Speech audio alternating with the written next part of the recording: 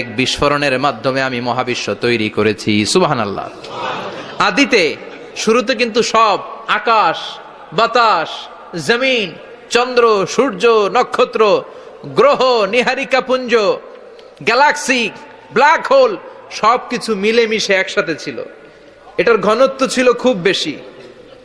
মহাবিশ্বের সবকিছু ছিল একটা বিন্দু।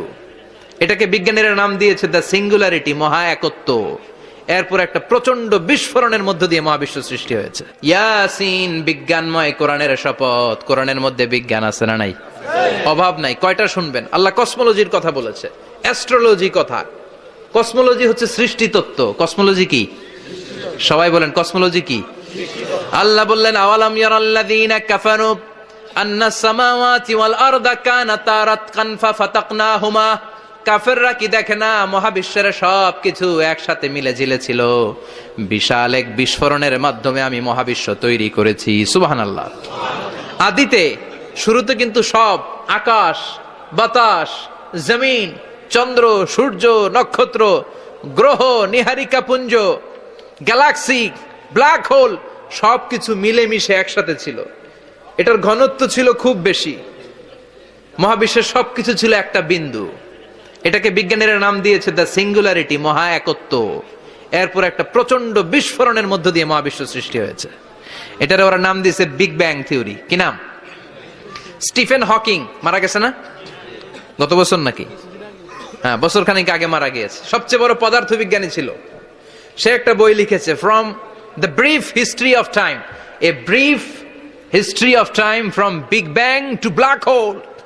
সেখানে সে প্রমাণ করেছে কোরআনের এই আয়াত, কানাতা রাতকান, মহাবিশ্বের সবকিছু একটা বিন্দু ছিল। চাঁদ, সূর্য, গ্রহ, তারা সবকি ছিল। কথা বলেন, সবাই বলেন, একটা মাত্র বিন্দু ছিল। আল্লাহ বলেন, don't the disbeliever observe that the heavens and earth were joint together, then I separated with a gigantic sound explosion. সব একসাথে ছিল। চাঁদ, তারা, আকাশ, নদী, নালা সব একসাথে।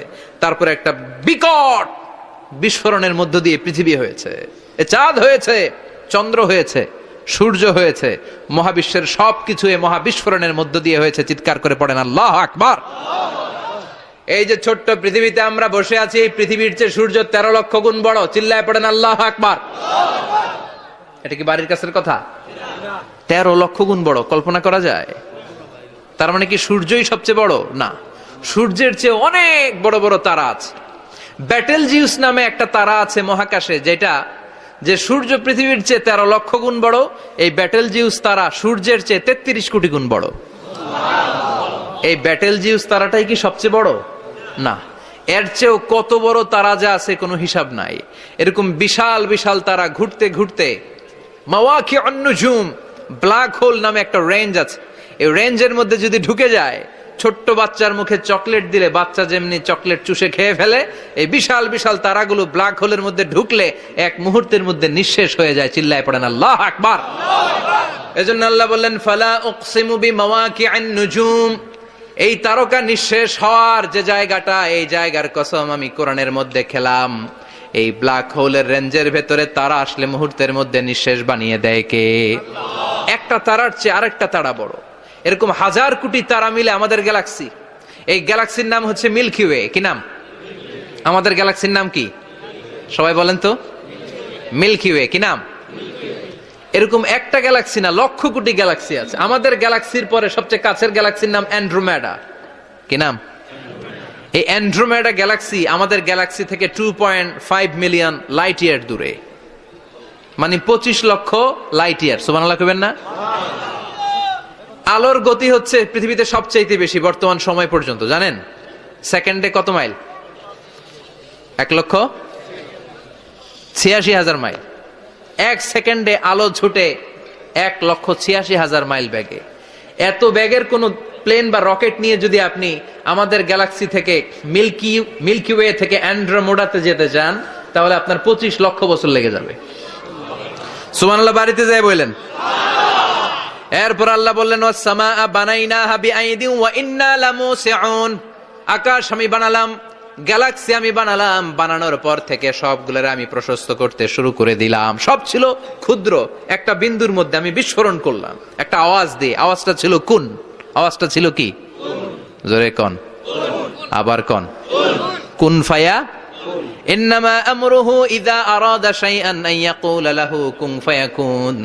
আল্লাহ যখন কিছু করতে চান শুধু বলেন কুন, শুধু বলেন বি। কুন মানে বি, ইট ওয়াজ, এটা হয়ে যায়। হাও বলতে দেরি। এই মহাবিস্ফোরণের নেপথ্যে যে শব্দটা ছিল সেটা ছিল কুন। সেটা ছিল কি?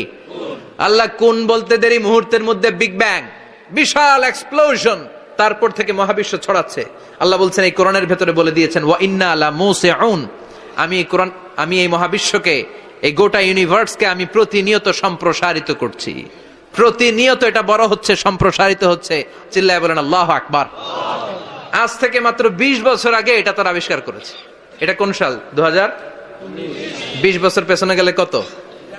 1998, তাই না? এই 1998 সালে তারা আবিষ্কার করেছে সুপারনোভা কসমোলজি প্রজেক্ট। এই সুপারনোভা কসমোলজি প্রজেক্টে তারা এই সিদ্ধান্তে এসেছে যে মহাবিশ্ব কুন নামক এক বিস্ফোরণের পর থেকে যে সম্প্রসারিত হচ্ছে, আজ পর্যন্ত এটা শুধু বাড়ছে আর বাড়ছে, অ্যাক্সেলারেটিং হচ্ছে, এক্সপান্ডিং হচ্ছে, এটা কমছে না। কিয়ামত পর্যন্ত এটা বাড়তেই থাকবে। চিৎকার করে পড়েন আল্লাহু আকবার। এজন্য আল্লাহ বললেন ইয়াসিন ওয়াল কোরআনিল হাকিম, বিজ্ঞানময় প্রজ্ঞাময় কোরআনের শপথ। এই কোরআনের ভেতরে আমি কসমোলজির কথা বলেছি, অ্যাস্ট্রোলজির কথা বলেছি, জিওলজির কথা বলেছি, ফিজিক্সের কথাও বলেছি। সুবহানাল্লাহ। ফিজিক্স মানে কি? পদার্থ। পদার্থের সবচেয়ে বড় উপাদান হচ্ছে লোহা। লোহার কথা কিন্তু কোরআনে নাই। আছে? কই আছে? হ্যাঁ, সূরাতুল হাদিদ, লোহার নামে একটা সূরা দিয়েছে আল্লাহ কোরআনে। সুবহানাল্লাহ পড়বেন না? সূরার নাম সূরাতুল হাদিদ। সূরার নাম কি? চিল্লায় বলেন, সূরার নাম সূরাতুল হাদিদ। হাদিদ মানে লোহা। আল্লাহ বললেন ওয়া আনজালনাল হাদিদা ফীহি বা'সুন শাদীদ।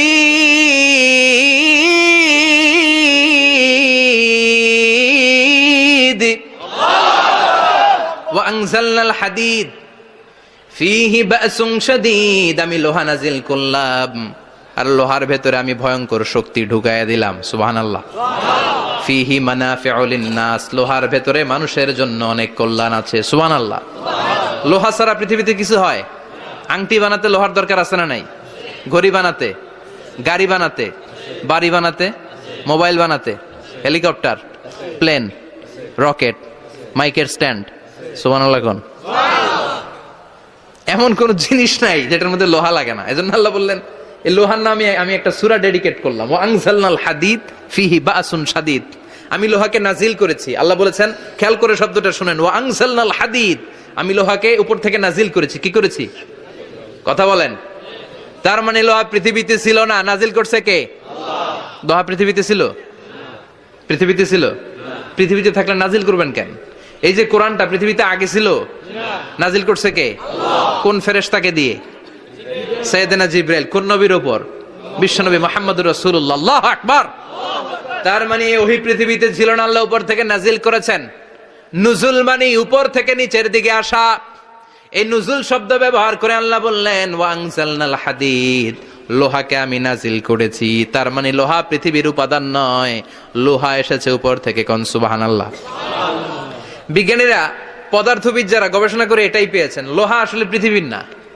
লোহা পৃথিবীতে উৎপাদন করা হয় নাই। লোহার যে মলিকিউল, অণু আছে, লোহার একটা অণু তৈরি করার মতো ক্ষমতা পৃথিবীর নাই। ইভেন এই সৌরজগতের কোনো কিছুর নাই। সূর্যের তাপেও লোহা তৈরি হতে পারে। লোহার ছোট্ট একটা অণু তৈরি করতে কমপক্ষে 1 কোটি ডিগ্রি সেলসিয়াস তাপের প্রয়োজন হয়। তার মানে এটা পৃথিবীর কোনো উপাদান নয়, এটা আনজালনাল হাদিদ। আল্লাহ বলেন মহাবিস্ফোরণের কারণে গলিত অন্য কোন তারার ভেতর থেকে লোহার উপাদান আমি পৃথিবীর ভিতরে এনে ঢুকিয়ে দিয়েছি। তার মানে পদার্থের কথা কোরআনে আছে না নাই? সুবহানাল্লাহ কইবেন না? এরপরে বায়োলজির কথা আছে না নাই? বায়োলজিক্যাল অ্যাসপেক্ট অফ মাউন্টেন্স, কেমন করে পাহাড়ি রেঞ্জ তৈরি হলো, আছে না নাই? ওয়াজআলনাল জিবালা আওতাদা, পাহাড়কে আমি পেরেক মেরে দিয়েছি। ওমিয়া কাঠের ভেতরে যখন পেরেক মারেন, পেরেকের বেশিরভাগ অংশ কাঠের ভেতরে ঢুকে যায়, উপরে দেখা যায় সামান্য, ঠিক কিনা? তো লোহা যদি আল্লাহ পেরেক মারেন, উপরে যা দেখা যায় এটা সামান্য, আসল পাহাড় তো মাটির নিচে। সুবহানাল্লাহ কইবেন না?